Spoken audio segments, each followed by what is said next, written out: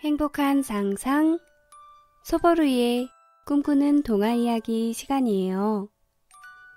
여러분, 오늘 하루도 잘 보내셨나요?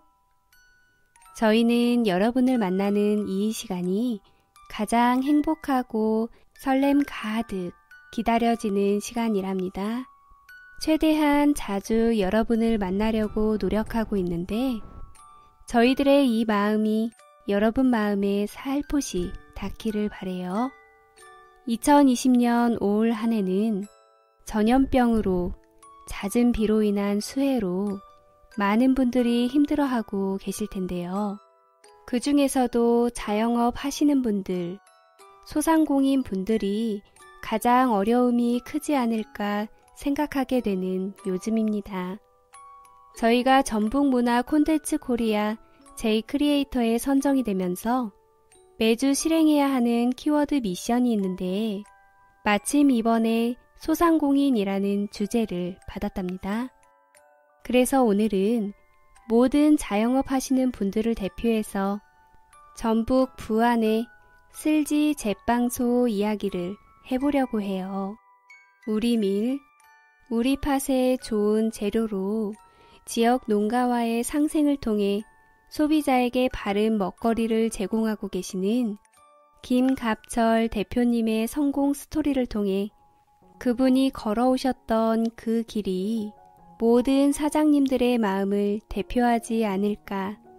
그래서 우리가 그분들의 마음을 위로해 줄 수 있지 않을까 싶은 마음입니다. 한 가정에서는 아내와 아이들을 책임져야 할 가장으로, 밖에서는 모진 비바람을 홀로 감당해내야 하는 나약하지만 근성으로 버텨내야 하는 한 인간으로 한 사람의 과거와 현재를 우리는 바라보고 우리의 삶도 생각해 볼 수 있는 시간 가져봤으면 좋겠어요. 자, 그럼 다 같이 슬지 제빵소로 떠나볼까요? 제목, 슬지 제빵소 이야기. 나는 슬지의 아빠다. 아니, 정확히는 슬지를 포함해 4남매의 아버지이며 한 여자의 남편이다. 64세가 된 2020년. 오늘도 매장에는 많은 사람들이 찾아와 행복한 미소로 북적이고 오늘의 일상을 카메라에 추억하는 모습을 보고 있노라니 세월이 참 빠르구나 생각이 들었다. 소중하지만 결코 쉽지 않았던 기억을 떠올리기엔 너무 힘들었던 그 시절. 찐빵과의 첫 만남이 스쳐 지나간다. 그 20여 년 전, 그때. 오랜 직장 생활로 인해 나의 몸은 점점 힘들고 지쳐갔다. 마침 세상도 정보화 시대로 급변해가면서 과연 나는 이 일을 언제까지 할 수 있을까? 지금이 오히려 기회이지 않을까? 다른 일을 해보면 어떨까 싶은 생각이 스치듯 들었다. 여보, 차라리 직장을 그만두고 회사 퇴직금을 받아서 다른 사업을 해보는 건 어떨까? 네? 사업을 한 번도 안 해본 우리가 할 수 있을까요? 난 당신이 하는 대로 따를게요. 내 나이 41살. 난 그렇게 오랫동안 다녔던 직장을 그만두고 닭을 키웠다. 그런데 의외로 닭을 키우는 양계 사업이 잘 되었다. 직장에서 월급을 받았던 때보다 훨씬 더 많은 돈을 벌어들였다. 우리 부부는 잘 선택했다며 뿌듯했고 4명의 아이를 잘 키울 수 있을 것만 같았다. 그런데 닭을 키운 지 2년째 되던 해에 날벼락 같은 일이 발생했다. 여보, 닭들이 이상해요. 얼른 나와봐요. 뭐? 무슨 일이야? 아니, 이런 세상에. 내일 모레면 닭들이 팔리는 날인데 몇 달간 애써 키워왔던 닭들이 모조리 병에 걸려 죽어가고 있는 게 아닌가. 우린 닭을 모조리 땅에 묻어야 했다. 닭을 팔지 못해 그동안 닭에게 투자했던 전 재산이 날아갔다. 한순간이었다. 우리 부부는 그날 저녁 많이 울었다. 나에게도 눈물이 이렇게 많이 나는 걸 처음 안 날이었다. 7천만 원이라는 빚더미에 앉은 우리 부부는 그렇게 주저앉아 있을 수만은 없었다. 여보, 우리 아직 아이들이 어린데 이렇게 울고만 있으면 안 돼요. 뭐라도 해봐야죠. 하지만 돈도 없고 할 줄 아는 것이 없는데 뭘 어떻게 해야 한단 말이에요. 난 아내에게 걱정 말라 해놓고 한 달 동안 정처 없이 떠돌아 다녔다. 도대체 뭘 해먹고 살아야 할까? 우리 사남매 부족함 없이 잘 키워야 할 텐데. 그러다 문득 이런 생각이 들었다. 아, 그래. 찐빵을 만들어 보는 거야. 찐빵이라면 적은 돈으로도 시작할 수 있을 거야. 난 그렇게 전국의 찐빵집을 돌아다니기 시작했다. 안녕하세요. 혹시 사장님, 제가 찐빵을 만들어 팔고 싶은데 배울 수 있을까요? 뭐요? 우리 가게 비법을 알려줄 순 없지. 딴 데 가서 알아봐요. 그렇게 전국을 돌아다녔지만 나에게 기술을 알려주는 곳은 단 한 곳도 없었다. 하지만 난 포기할 수 없었다. 아들 자식을 돕고 싶은 부모의 마음은 똑같지 않겠는가. 형편이 좋지 않던 아버지가 보증을 서서 1,000만 원을 쥐어주시며 다시 일어서라고 힘을 주셨다. 모두가 나를 등지고 돈을 빌려주지 않았지만 유일한 내 편, 오직 아버지 한 분뿐이었다. 그래, 어쩔 수 없지. 기술이야 뭐. 알려주질 않으니. 괜찮아. 그럼 나 혼자라도 만들어 보는 거야. 난 그렇게 처음부터 시작했다. 인터넷도 없던 시절이었다. 아는 정보라곤 정말 아무것도 없었다. 자, 한번 시작해볼까? 밀가루, 소금. 소금은 얼마나 넣어야 하지? 물은 이만큼이면 될까?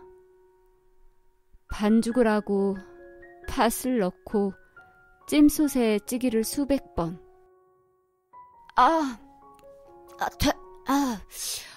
밀가루 냄새가 너무 나네. 이건 부드럽고 쫄깃하지는 않네. 이건 너무 푸석푸석한데 어떻게 해야 하지? 매일매일 나는 연구에 연구를 더했다. 손발이 닳게 일했다. 빵이 잘 나오지 않아도 포기하지 않았다. 어떻게 하든지 더 맛있게 만들어야겠다는 생각뿐이었다. 그렇게 계속 빵을 만들고 맛보고 버리기를 반복한 어느 날 드디어 내가 원했던 찐빵이 완성되었다. 4개월이라는 시간이 흐른 뒤였다. 와, 드디어 찐빵이 완성됐어. 드디어 여보, 이리 와봐요. 와, 여보, 정말 고생 많았어요. 당신도 그동안 너무 고생했어. 고맙고 정말 미안해. 피땀 흘려 만든 내 찐빵이 완성된 날, 나는 너무 기뻐 마음속으로 얼마나 울었는지 모른다. 여보, 우리 찐빵집 이름을 만들어야 할 텐데 우리 그러지 말고 우리 딸 이름으로 하는 게 어떨까? 우리 슬지요? 응, 우리 딸 이름이 세상에 알려질 때 부끄럽지 않도록 우리가 찐빵을 열심히 만들어 봅시다. 우리는 그렇게 슬진의 찐빵집 간판을 걸고 장사를 시작했다. 그런데 곧 다른 어려움이 찾아왔다. 찐빵이라는 것은 포장을 해서 나가야 하는데 기술이 부족했던지 날씨가 좋지 않으면 빵이 푹 주저앉는 것이 아닌가? 사장님, 찐빵이 집에 가니 다 찌그러져 있네요. 에? 그렇습니까, 손님? 정말 죄송합니다. 제가 찐빵 값은 받지 않겠습니다. 정말 죄송합니다. 정말 쉬운 것은 하나도 없구나. 나는 다시 보기에도 동그랗고 예쁜 찐빵을 만들기 위해 노력했다. 10평 남짓한 작은 가게에서 우리 부부는 간이 커튼을 달고 하루에 1시간만 몸을 뉘어서 자는 듯 쉬는 듯 연구에 연구를 반복하며 포기하지 않았다. 그렇게 정성을 들이다 보니 손님이 한 분 한 분 찾아오기 시작했다. 사장님, 이 집 찐빵 너무 맛있어요. 정말요? 감사합니다. 그렇게 맛있다고 입소문이 나면서 우리 찐빵은 점점 잘 팔리기 시작했다. 그렇게 나는 6개월이 넘도록 1시간 이상 잠을 자지 않고 빵만 만들었다. 더 많이 만들어서 손님들에게 만족을 드려야 했고 빚을 갚아야 했기 때문이다. 그런데 어느 날이었다. 부안에 핵 폐기장을 만든다는 소식이 들려왔다. 핵 폐기장을 만들면 우리의 지역 농산물이 오염되고 우리 지역 사람들의 피해가 불보듯 뻔했다. 나는 이 소식을 듣고 이런 생각을 했다. 그래. 몸에 좋은 건강한 찐빵을 만들어 보면 어떨까? 그래, 우리 지역 농산물을 이용하면 농민들도 좋고 수입 밀가루보다 우리 밀가루를 이용하는 거야. 그리고 수입 팥 말고 국내산 우리 팥을 이용해야지. 하지만 아내는 반대를 했다. 여보, 그게 무슨 소리예요? 지금 가게도 충분히 잘 되는데 꼭 그렇게까지 해야 하나요? 국내산 밀가루와 팥이 얼마나 비싼 줄 알아요? 그래도 우리 딸 이름을 걸고 하는 건데 몸에도 좋고 보기에도 좋은 빵을 우리 한번 만들어 봅시다. 나는 그렇게 아내를 설득했다. 그리고 우리 밀과 우리 팥으로 찐빵을 만들어 팔겠다고 간판에도 자신 있게 써붙였다. 하지만 이게 웬걸, 실제로 우리 밀과 우리 팥을 사서 빵을 만들어 보니 맛이 없었다. 거참 이상하네. 우리 것을 사용하면 더 맛이 있어야 되는데 왜 맛이 없지? 이런, 어떡한담. 난 고민에 빠졌다. 자신 있게 손님들과 약속을 했는데 약속을 지키지 못하면 거짓말쟁이가 되는 게 아닌가. 나는 밤새워 연구를 시작했다. 빵을 만들어서 팔 시간도 없는데 연구까지 하다 보니 빵도 예전처럼 많이 만들지 못했다. 부 안에 자연에서 나오는 천연 색소도 넣어보았다. 뽕잎부터 오디, 흑미, 단호박가루도 넣어보았다. 빵 색깔이 많아지니 반죽도 한 번 하던 걸 색깔마다 나눠서 5번은 해야 했다. 시간과 노력이 많이 들어가는 작업이었다. 여보, 이러다 당신 몸 상하겠어요. 적당히 좀 하세요. 알겠소. 네, 이번 연구만 성공하면 좀 쉬면서 할게요. 걱정 말아요. 몸은 정말 힘들었다. 하지만 몸이 힘들수록 찐빵의 결과는 좋았다. 그리고 예전보다 재료비가 많이 들어가니 돈은 적게 벌었지만 그래도 보람도 있었다. 나의 노력과 정성을 손님들이 알게 된 걸까? 오색 찐빵이 인기가 있게 되면서 전국 각지에서 많은 손님들이 찾아와 주었다. 도저히 우리 부부가 감당해낼 수 있는 수준이 아니었다. 나는 성인이 된 둘째 딸 슬지에게 도움의 손길을 내밀었다. 슬지야, 네가 우리 좀 도와줄래? 네, 아빠. 그렇게 우린 딸의 도움을 받았다. 그런데 점점 딸과 나의 사업에 관한 의견 차이가 있게 되면서 다투는 일이 잦아졌다.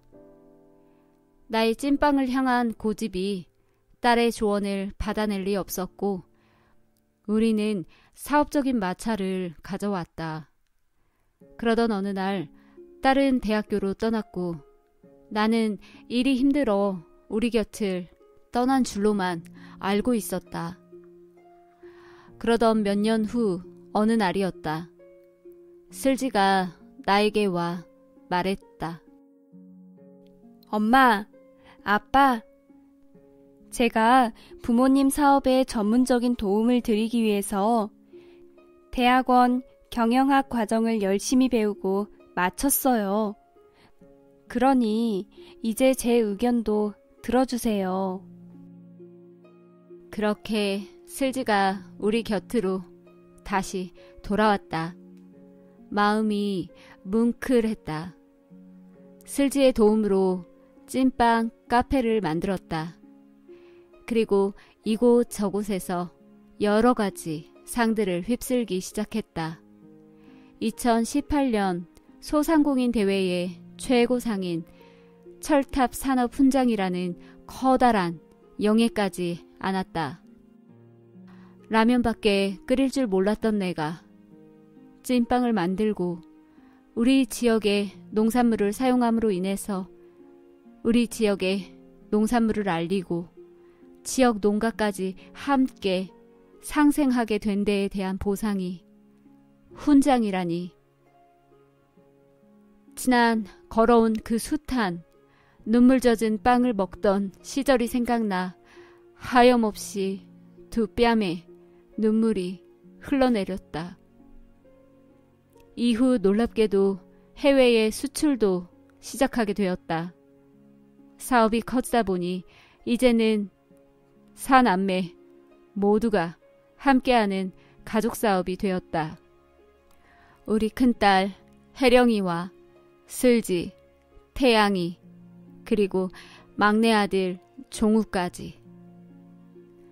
사랑한다, 얘들아. 그리고 정말 고맙다. 이제는 아이들이 나에게 힘을 실어준다. 고생시키는 것 같아 미안한 마음뿐이지만 부모로서 가족이 함께 할 수 있어 정말 뿌듯하다. 그리고 이제는 손님들에게 받은 사랑에 대해 조금이라도 보답하고자 어려운 이웃에게 도움의 손길을 드리고 있다. 앞으로는 찐빵이라는 전통 음식 분야가 더욱 발전할 수 있도록 노력할 것이다. 건강하고 좋은 먹거리로 성공해야 우리의 농가도 함께 발전할 것이다. 국민 모두가 우리 농산물을 사랑하고 찾아주셨으면 좋겠다. 눈물 젖은 빵을 먹어보지 않은 사람과는 인생을 논하지 말라 라는 말이 있답니다. 여러분은 이 말을 들어보셨나요? 눈물 젖은 빵이란 뭘까요? 그 빵을 먹으면 생각처럼 정말 짜다 그럴까요? 눈물 젖은 빵이란 정말 힘들었던 시기, 시련이나 고생을 말해요. 고생 없이 살아본 사람이 어찌 인생을 알 수 있을까요? 그래서 그런 사람과는 인생을 말하지 말라는 이런 말이 있답니다. 오늘 쓸지 제빵소 이야기로 풀어본 김갑철 대표님의 삶. 우리가 직접 겪어보지 않아서 그분의 모든 걸 알 순 없겠지만 우리의 삶도 크게 다르지 않을 거예요. 우리가 이분께 배워야 할 실패하고 쓰러져도 포기하지 않고 오뚜기같이 일어서는 도전 정신. 돈만 바라보는 삶이 아닌 내가 행하는 가치 있는 일에 대한 확고한 믿음. 우리라는 테두리 안에서 더불어 함께라는 가치 실현. 우리도 배워나가야 하지 않을까요? 지금 이 시간에도 더 나은 내일을 위해 준비 중이실 전국의 모든 소상공인 여러분들 모두 힘내세요. 포기하지만 않으면 더 나은 삶이 여러분을 기다리고 있을 거예요. 모두의 마음을 담아 응원 드립니다. 오늘 하루만은 모든 걱정 내려놓으시고 꿀잠 주무시길 바라며 행복한 상상 소보르의